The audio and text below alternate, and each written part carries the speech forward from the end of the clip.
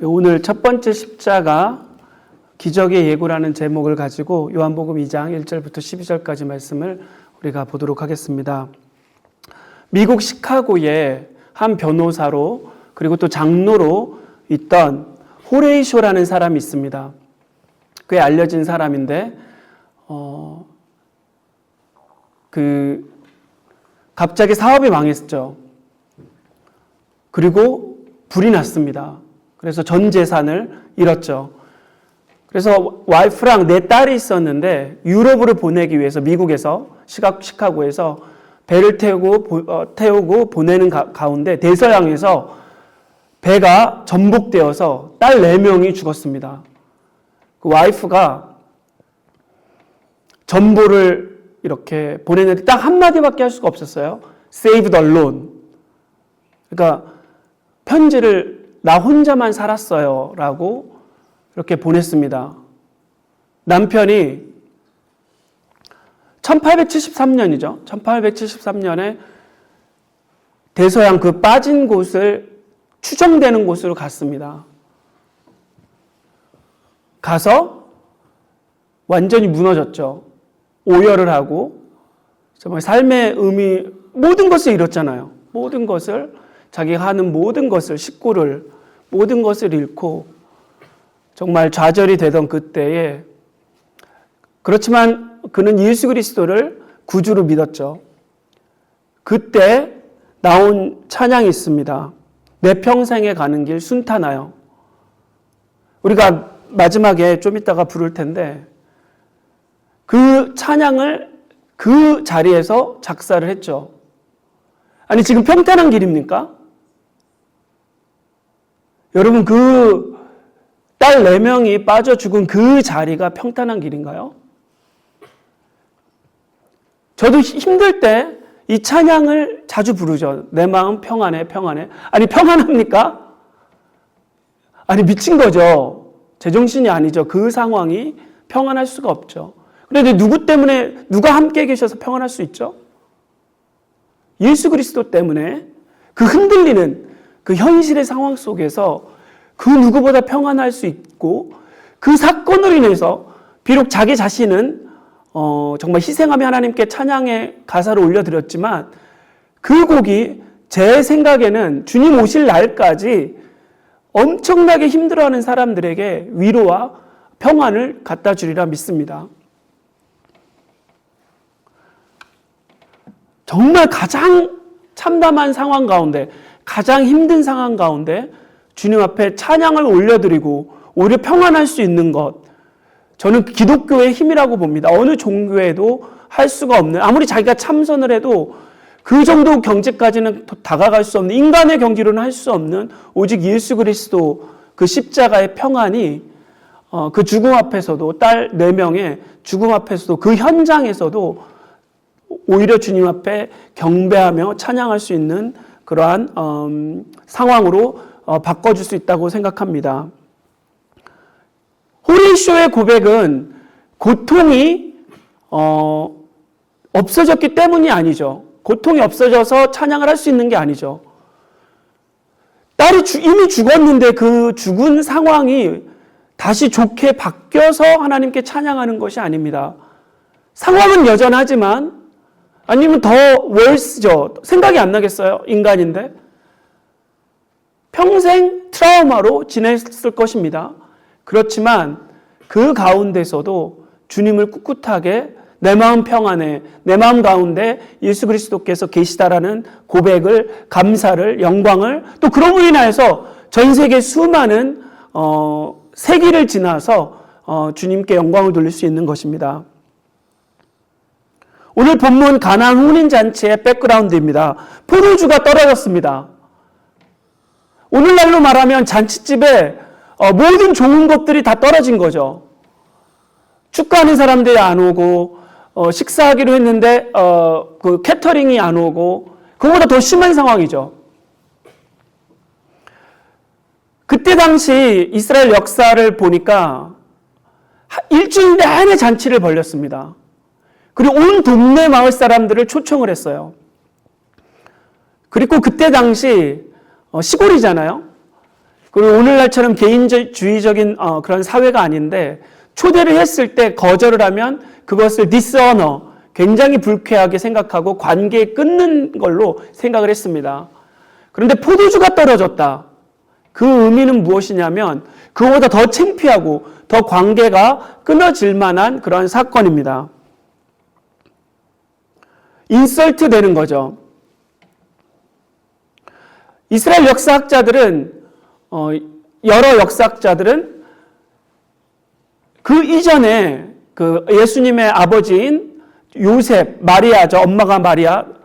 근데 그 요셉이 일전에 죽었다라고 바라보고 있어요. 그래서 예수님의 어머니 되는 마리아는 정말 크고 많은 것들을 집안의 가장으로서, 어머니 가장으로서 예수님께 다 물어보고 모든 것을 해결을 받았던 것이 분명합니다. 그러니까 이제 오늘 본문을 보면 예수님께 묻는 그러한 광경이 나오죠. 어떤 식으로 문제를 해결해 줄지는 모르지만 마리아는 다른 사람들은 허둥지둥하고 그 하인들까지 큰일 났다. 그 엄청난 환경 가운데 혼란한 가운데 그나마 예수님께 물을 수 있었던 침착함을 유지할 수 있었던 것 같습니다. 여러분 표적과 이적의 차이를 아시나요? 사인과 미라클의 What's the difference between miracle and sign? 이적은 뭐죠? 이적은 초자연적인 현상이죠. 엄청난 병을 도저히 나을 수 없는 사람이 병을 낫다던가 그런 엄청난 기적이죠. 그럼 표적은 뭐죠? 표적? 사인은? 길 가다가도 사이니지가 있으면 그것이 의미하는 게 있죠. 이 가게가 의미하는 거, 이 가게를 나타내는 거. 그러니까 이적보다 한 단계 위라고 생각합니다. 그러니까 그 이적이 포함하고 있는 본래 궁극의 뜻, 오리지널 미닝, 무엇을 가르치는지, 이 이적을 통해서 정말 무엇을 의미하는지.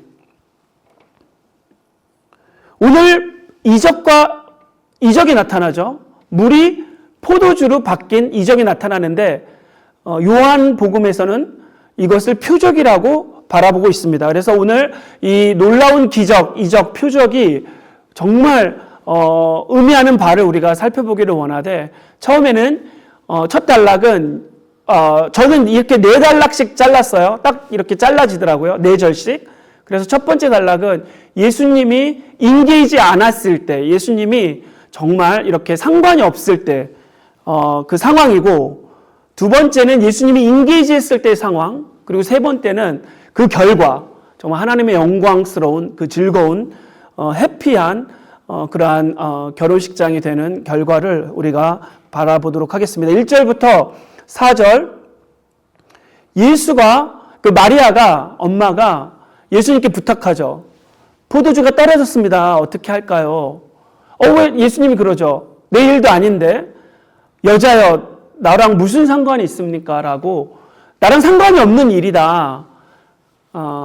아직 아버지 때가 이르지 않았다라고 하면서 좀 피하려는 그런 모습들이 이렇게 겉모습은 그렇게 보여집니다.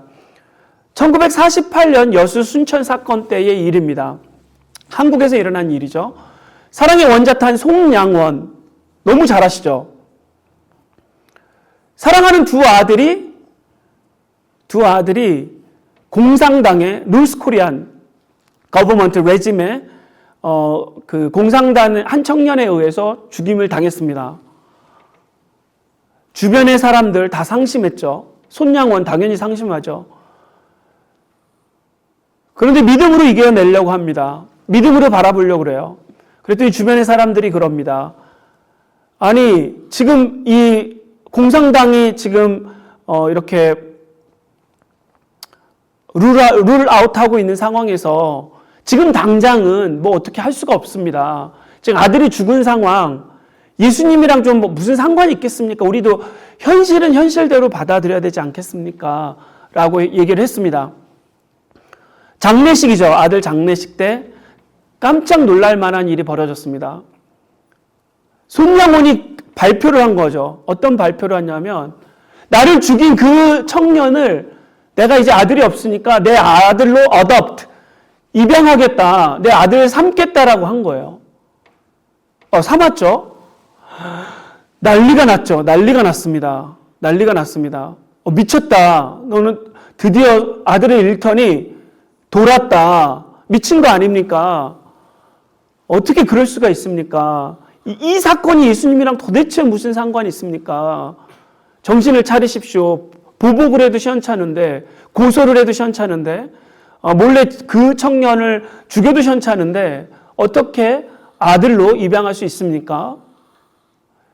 기독교의 정수죠. 예수님이 직접 그 십자가에 못 박은 우리를 위해서 자기 몸을 희생한 그 정도까지는 아니지만 정말 십자가의 정수, 용서, 사랑. 기독교의 대표적인 게 용서, 사랑, 화해, 대화인데 요즘 기독교는 조금 그때랑 기독교랑 좀 다른 것 같아요. 교회가 제일 심각하죠. 그러니까 교회의 힘이 점점 없어지는 거는 맞는 것 같습니다. 그때 손양원 목사가 그런 말을 하죠. 이 사건은 예수랑 지극히 상관이 있다라고 얘기를 합니다. 이것은 나의 감정의 문제가 아니다. 이것은 나의 느낌의 문제가 아니다.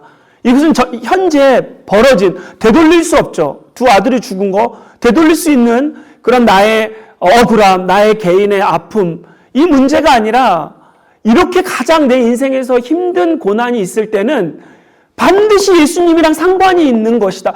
아니, 조금만 일도 머리 하나까지도 세시는 하나님께서 이렇게 내 인생의 가장 힘든 순간을 어떻게 상관을 안 하시겠냐. 가장 상관을 하시고 계시다. 그래서 기도를 했더니 주님께서 이런 마음을 주시더라. 그 이후 오늘날까지 너무나도 많이 설교 가운데 회자가 되는 얼마나 많은 어려움 가운데 우리에게 용서를, 화해를 심겨주는 그런 놀라운 주님의 영광을 나타냈습니다. 마리아는 현 상황을 본문에 보면 예수님께 고합니다. 예수여, 예수여, 아들 예수여, 이 상황을 보아요. 좀 이것을 해결해 봐요. 당신 능력자 아닙니까? 메시아 아닙니까? 뭐라고 대답했죠? 여자여, 나와 무슨 상관이 있나이까? 내 때가 아직 이르지 아니하였나이다. 어머니라고도 부르지 않았어요. 여자여, 우리 아이들이, 우리 자녀가 가끔씩 저에게 반말을 넘어서 밝힐 수 없는 말을 하죠. 뭐 그런 식인 거죠. 그런 식인 거예요. 그때 당시는, 지금도 좀 한국 사회는 불가능하죠. 아빠, 그렇지만 저희는 아이들은 영국에서 태어났으니까 저도 이렇게 맞장구를 쳐주는데, 어쨌든 그때 당시 예수님이 여자여, 이게 나랑 도대체 무슨 상관이냐. 아직 내 때가 이르지 않았다. 기분이 되게 나쁠 듯하죠. 내 때는 무엇을 가리키죠? 예수님의 십자가 때이죠. 내가 지금 내 때를 향해서 이렇게 계속해서 사역을 해야 되는데 여기서 뭐 괜히 그냥 일반적인 것 때문에 기적을 일으킬 수 없다라는 뜻으로 엄마한테 얘기를 합니다. 예수님은 다 알고 계시고 기적을 베푸실 것이지만 그렇게 겉으로 말씀을 하시죠. 차갑게 얘기하십니다. 여기서 우리에게 던져지는 중요한 질문이 있죠. 가장 참혹한 현실, 이 말도 안 되는 현실, 이렇게 이해 안 되는 현실 가운데, 이 상황 가운데 이미 물은 엎질러졌고 이미 정말 죽음이 더 낫죠. 이 참혹한 현실을 정말 현실과 예수님과 도대체 무슨 상관이 있습니까? 당연히 상관이 있죠. 당연히 상관이 있습니다. 작은 것도 주님께서 우리를 돌보신다고, 참새 한 마리도 돌보신다고 하고 들풀도 주님께서 돌보신다고 그러는데 어려운 일도 돌보시죠. 더 돌보시고 특별히 이해할 수 없는 가장 인생에서 참혹한 순간을 예수님께서 가장 주목하고 계시죠. 가장 주목하고 계십니다.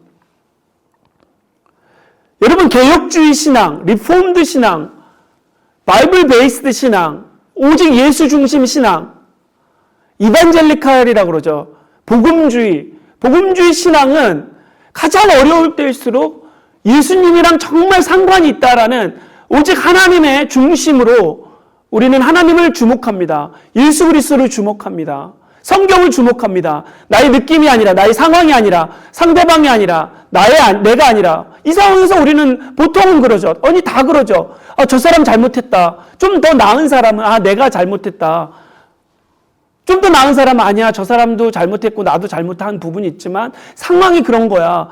더 나아가서, 정말 복음주의, 성경, 예수 그리스도를 믿는 사람은 이 상황에서 예수 그리스도와 무슨 상관이 있을까? 예수님은 무엇을 원하는 것일까? 정말 하나님이라면, 예수님이라면 이때 어떻게 행동을 했을까?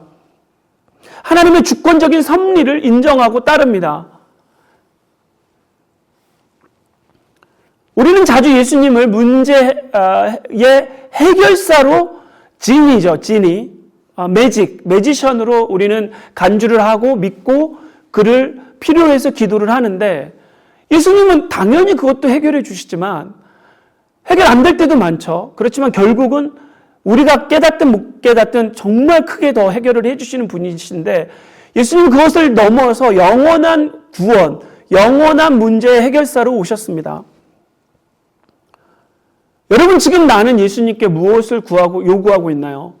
지금 여러분 가장 처참한 상황 가운데 나는 예수님과 어떠한 상관이 있다라고 생각을 하고 있나요? 이 상황 가운데 예수님의 뜻을 따르기를 원하나 아니면 이 문제가 해결되고 나의 느낌이 좋아지고 정말 내가 원하는 뜻, 내가 바라는 뜻대로 해결되기를 원하나요? 자, 두 번째 단락입니다.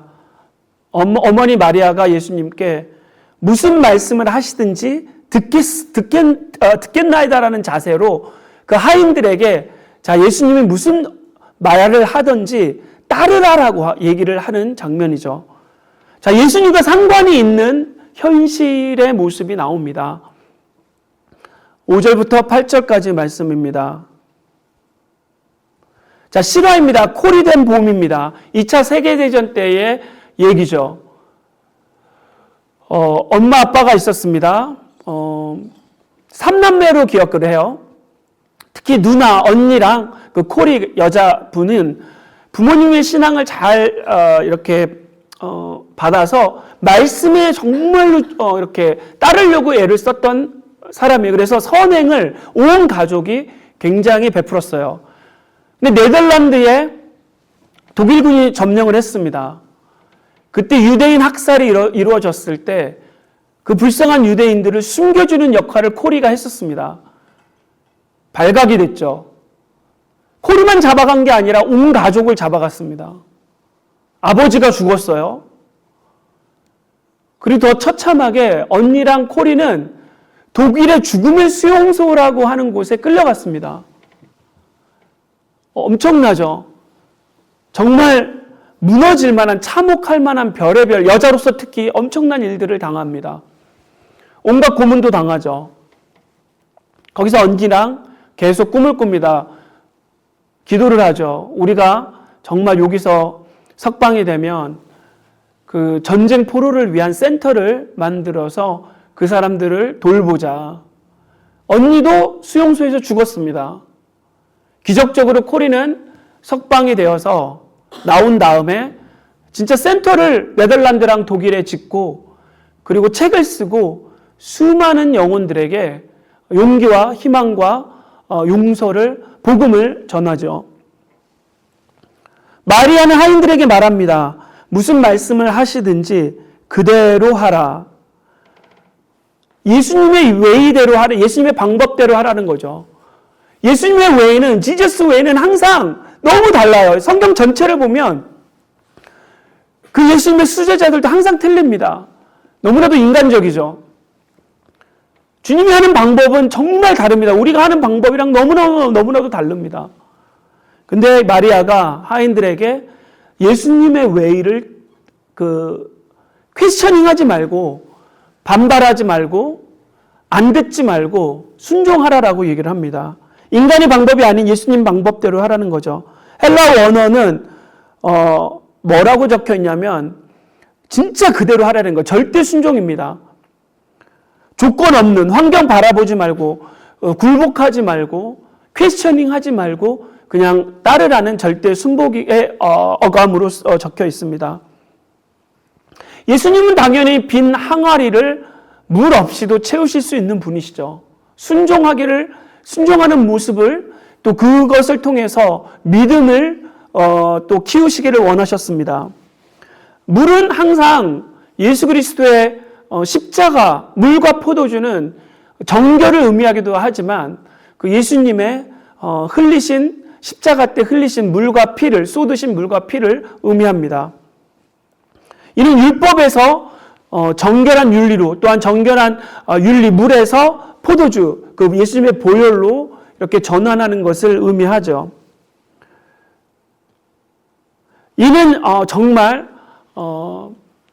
우리의 절대적인 순종을 요구하는 것입니다. 믿음을 요구하는 것이죠. 쉽지 않습니다. 오늘날 정말 우리가 특히 영국 땅에서 퀘스처닝 하는 법을 배우고 자란 저희는, 그리고 내 자아가 정말 강하잖아요. 전 세계적으로 인터넷이 발달하면 발달할수록 개인 자아가 발달된 오늘날 교회에서도 마찬가지고 순종하는 것이, 질서에 순응하는 것이 정말 힘듭니다.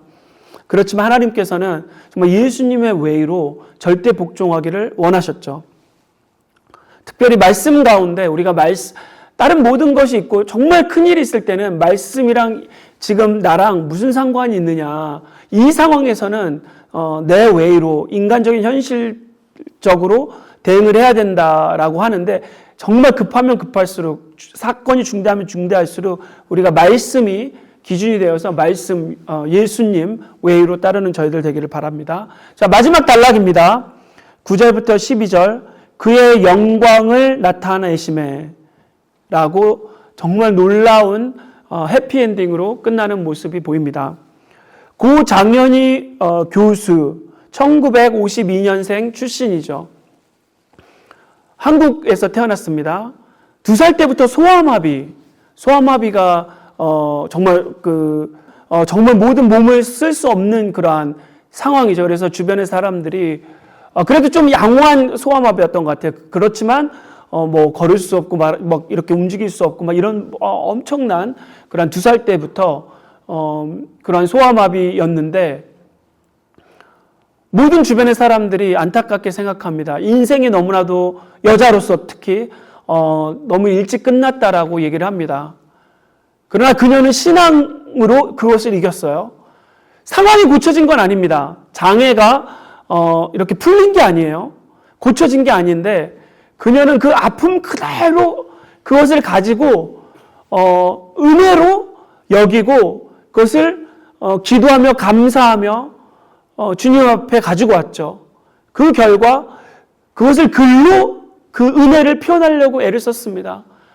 근데 그 글이 얼마나 아름다웠던지 정말로 놀랍게도 책이 이렇게 나와지고 교수로서 정말 많은 사람들에게 그러한 환경 가운데 있는 사람들에게 큰 희망을 가져다 주었습니다.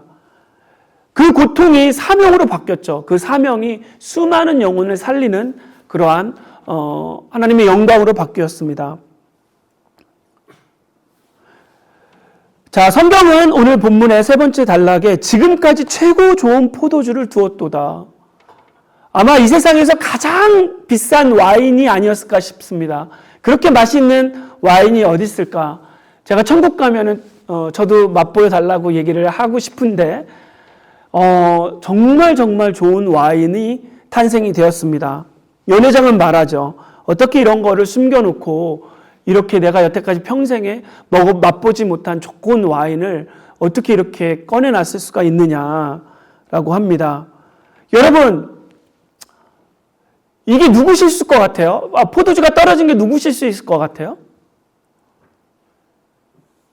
너무 많이 마신 초반에, 아니 하객들 좀 작작이 마시지. 우리 일주일 내내 결혼식을 해야 되는데, 아니 이 술 고래 같은 이라고 자기 정말 이 개인적인 사람들, 이기적인 사람들 어느 정도껏 흥을 올려야지 결혼식을 망치려고 작정을 했나.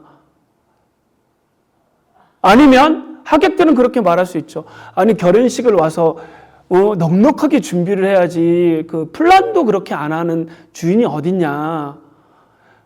둘이 한참 예수님 없었으면은 거기도 세퍼레이션이 되겠죠. 관계 분리가 뻔합니다. 뻔하죠. 그때 포도주는 정말 핵심 중에 핵심이었죠. 결혼식의 꽃이었죠. 그 포도주가 없으면 안 되는 그런 문화였죠. 자, 그러나 상황을 어디에다가 두었죠? 주목을 어디에다 두었습니까? 마리아가? 예수님께 두었죠. 우리로서는 해결점이 없습니다. 우리로서는 상대방을 블레임하다가 끝납니다. 포도주는 전체 성경에서 말한 것처럼 피와 언약, 기쁨, 최고의 즐거움, 최고의 용서, 최고의 기적, 최고의 예수 그리스도의 절정, 그 십자가를 의미합니다. 예공거죠. 첫 기적부터 예수님이 기적을 베푸시던 공생의 첫 사역의 시작 때부터 완전히 두둥하면서 십자가를 다이렉트하게 예고를 한 것입니다. 나의 사역이 이제 십자가 사역이 본격적으로 시작이 되었다라고 예고를 하는 것입니다. 요한은 그의 영광을 나타내심에 제자들이 그를 믿으니라라고 기록을 합니다. 이 요한복음을 2장을 기록한 요한은 그 즐거워하는 사람들의 포커스를 맞추지 않았어요. 마리아에게 영광을 돌리지 않았습니다. 하인들에게 영광을 돌리지 않았어요. 그 포도주 자체, 맛있는 자체에 정말 값비싼 와인에 그 무엇보다 진귀한 와인 그 테이스트, 그 맛 자체에 주목 두지 않았습니다. 예수 그리스도에게 주목 두고 영광에 주목 두고 그것으로 인하여서 믿음에 그 제자들이 그 예수를 믿으니라라고 한 그 믿음에 포커스를 두었습니다. 표적의 목적, 이적의 목적, 수많은 기독교에서 정말 병을 고치려 오고 내가 예배드려서 즐거우려고 오고 심지어는 천국에 그게 가장 그래도 고상하긴 한데 우리의 진정한 목적은 예수님과 동고동락하며 즐거워하며 그와 영원히 교제하며 영광을 돌리는 것이 우리의 목적입니다. 그럴 때일수록 우리가 진정한 즐거움을 찾을 수가 있습니다. 예수님께서 그 자리를 와인으로서 정말 수합한 거죠. 수합이라는 단어 너무나도 중요한데 제가 자주 쓰는 단어인데 정말 많은 그 디아스포라나 한국 기독교 교회에서는 내가 내 힘으로 그 경지에 도달하려고 그래요. 다른 종교랑 다를 게 뭐 있어요? 무슬림이나 불교도 내가 노력해서 하는 겁니다. 내가 기도하고 내가 전도해서 내가 예배를 드려서 상대방이 바뀌어서 성도가 바뀌어서 목사가 바뀌어서 우리는 좋은 예배를 드려야 돼. 좋은 천국을 가고 좋은 전도를 해야 돼. 이게 인간의 논리입니다. 매뉴얼이죠. 매니플레이션입니다. 휴먼 파워예요. 기독교라는 허울 좋은 커버를 이렇게 띄긴 했지만 예수님의 십자가라는 것을 띄긴 했지만 그 근본 원리는 뭐냐면 내가 한다라는 거죠.